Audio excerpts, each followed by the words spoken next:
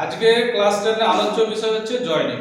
ঠিক আছে, এর আগে কি করা হয়েছিল? বিকজ, তারপরে হু দিয়ে জয়নিং করা হয়েছিল।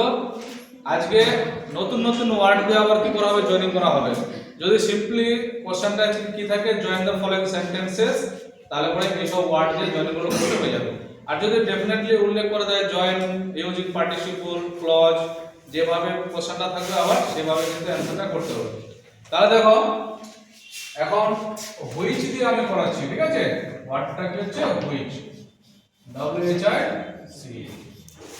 হুইচ যখন আমরা কি করব? প্রশ্ন করব, তখন হুইচ মানে হয়ে যাবে কি? কোনটি। হুইচ মানে কোনটি। কিন্তু যখন আমরা জয়েনিং করব তখন হুইচ এর মানে কি হয়ে যাবে? যেটি। হুইচ এর মানে কি হবে? যেটি। যদি বলা যায় which book do you want, তুমি কোন বইটি চাইছো, তাহলে হুইচ মানে কোনটি, প্রশ্ন হয়ে গেল। আচ্ছা, তাহলে হুইচ মানে কি হলো? কোনটি। কোনটি অবলিক হয়ে গেল কি? যেটি। তাহলে যেটি কখন হবে? যখন কি করব? দেখো, জয়েনিং করব, তখন হুইচ এর মানে কি হবে? যেটি। হুইচ এর ব্যবহারে কি বলা হচ্ছে? দেখো, ব্যবহার একে আমি কোথায় ব্যবহার করব? হুইচ কে কোথায় ব্যবহার করব? ঠিক আছে, বস্তুবাচক। বস্তুবাচক এর ক্ষেত্রে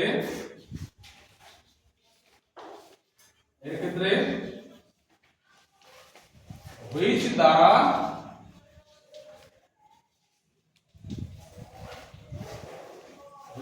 জয়েনিং হয়।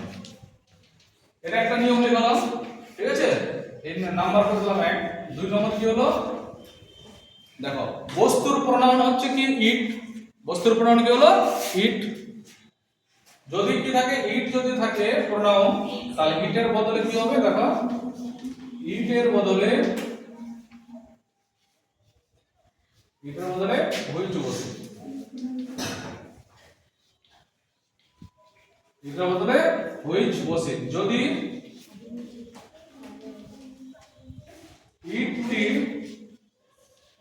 বস্তুর প্রোনাউন হয়। বস্তুর প্রোনাউন হয়।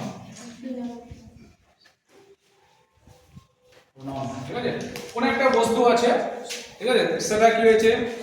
সাবজেক্ট হিসেবে বসেছে, তার প্রোনাউন হিসাবে কি আবার বসেছে? ইট বসেছে, তখন ইটটাকে তুলে দিতে হবে। ইট তুলে দেওয়ার পরে সেই জায়গায় হুইচ লিখলে পরে উত্তরটা হয়ে যাবে। দেখো, একটা एग्जांपल আছে।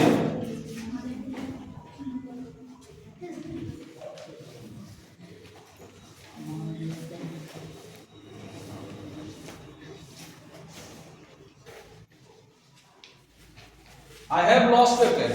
আমি একটি কলম হারিয়ে ফেলেছি বা হারিয়ে ফেলেছি। It was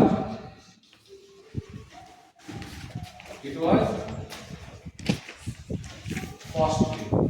এটাকে which কে জয়েন করতে হবে। তাহলে দেখো, I have lost a pen. আমি একটা কলম হারিয়ে ফেলেছি। It was costly. কলমটা ছিল তাহলে কি? costly মানে দামি। কলমটা ছিল দামি।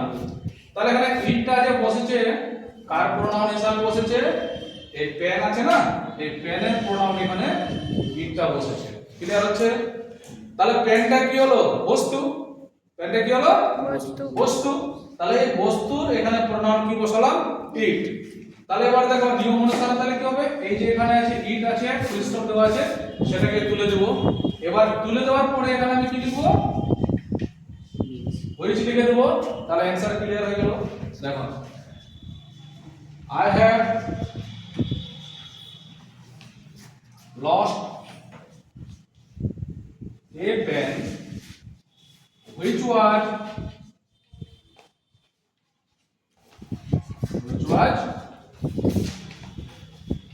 costly. এই হচ্ছে অ্যানসার। বোঝা গেল সবারই? Yes, sir. তাহলে শুধুমাত্র কি করলাম? ফুল স্টপ আর ইট। এই ফুল স্টপ ইট তুলে দিলাম, এর জায়গায় আমি কি বসালাম? হুইচ বসালাম। কেন তুলে দিলাম? কারণটা হলো, দেখো তো, এখানে বস্তুর প্রোনাউন কি আছে? ইট।